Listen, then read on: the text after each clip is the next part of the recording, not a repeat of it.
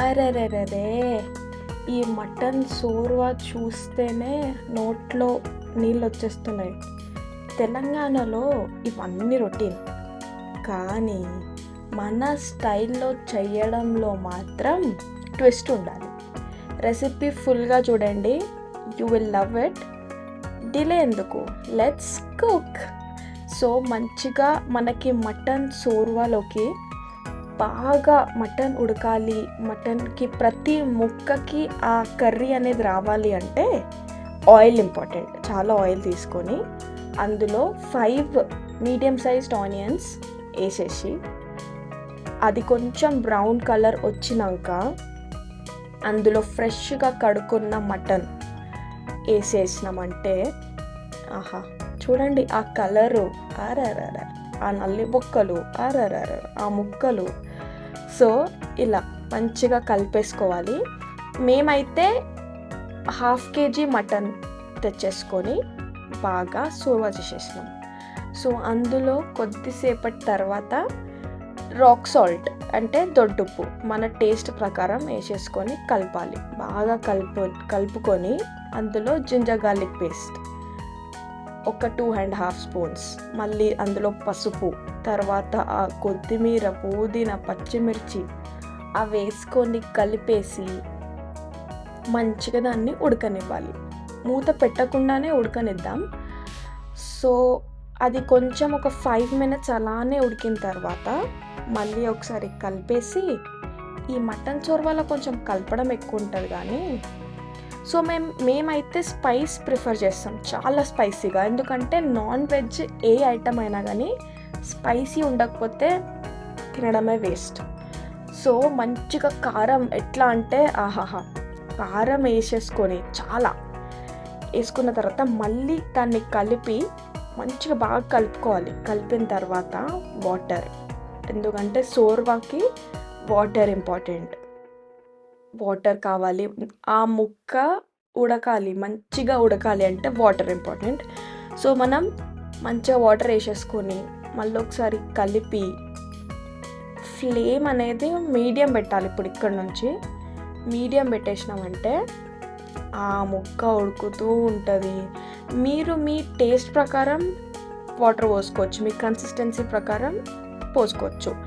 పోసేసి ఆ మీడియం ఫ్లేమ్లో దాన్ని బాగా ఉడకనివ్వాలి మంచిగా.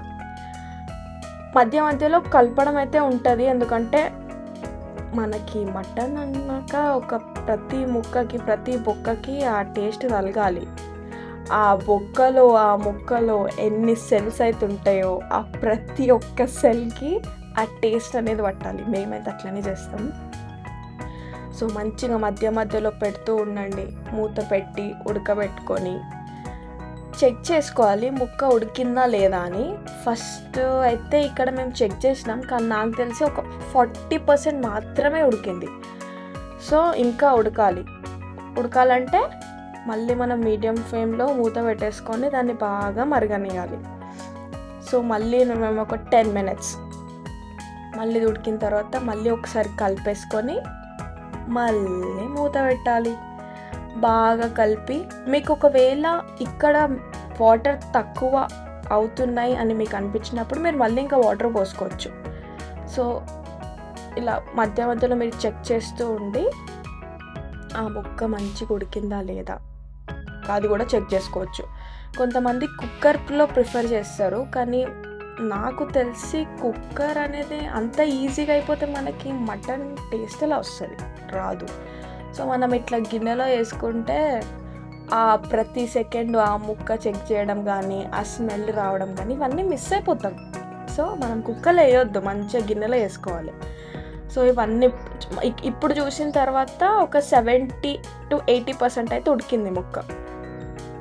మళ్ళీ ఒకసారి కలుపుకొని మీరు నీళ్ళు పోసుకోవాలి, ఎందుకంటే ఆల్రెడీ చాలా ఉడికిపోయింది కాబట్టి ఎసరు పోతుంది. పోయిన తర్వాత మళ్ళీ నీళ్ళు పోసుకొని మళ్ళీ కలుపుకోవాలి. మంచిగా కలుపుకొని మూత పెట్టి మళ్ళీ దాన్ని ఉడకనియాలి. చూడండి మనం వాటర్ పోసినామా, ఇప్పుడు చూడు మళ్ళీ వాటర్ అన్నీ తగ్గిపోయినాయి. సో అలా దీన్ని మళ్ళీ ఒకసారి తీసి మంచిగా దగ్గర అనుకొని ఒకసారి కలిపేసి ఆహా ఆ ముక్కలు బొక్కలు చూసుకోండి, ఎర్రెర్ర కలిపేసినామంటే దీనికి సోర్వకి ఇంపార్టెంట్ పులుసు కదా. సో మంచి ఒక 2 ముటికీల పులుసు చింతపండు తీసుకొని నానబెట్టుకోండి. నానబెట్టుకొని ఆ వాటర్ని మొత్తం పిండేసేయాలి. అసలు ఎంత పిండాలంటే ఇంకా చింతపండులో పులుపు అనేదే ఉండొద్దు, అంతవరకు పిండుకోవాలి.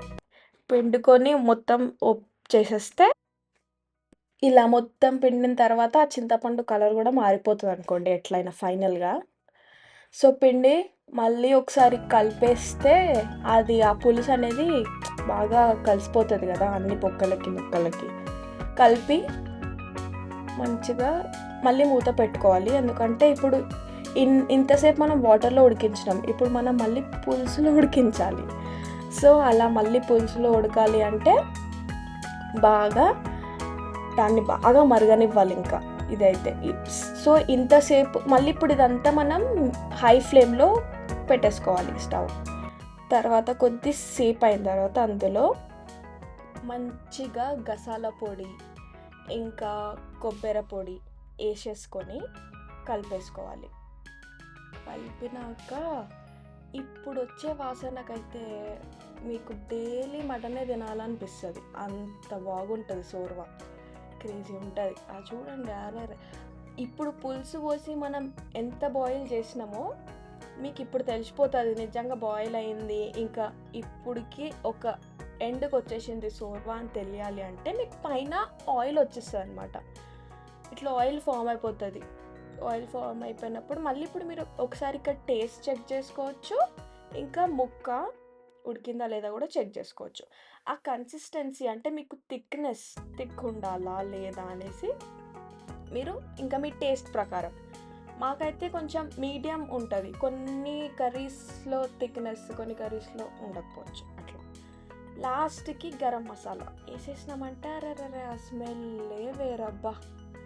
వేసుకొని స్టవ్ ఆఫ్ చేసేసుకొని మంచిగా వేడి అన్నంలో ఆ నల్లి బొక్కతో ఆ ముక్కలతో అన్నం తినేసినామంటే ఏమన్నా ఉంటుందా? ఇంకా మీరు ఇక డిసైడ్ అయిపోర్రి, ఈ జన్మ ధన్యమే.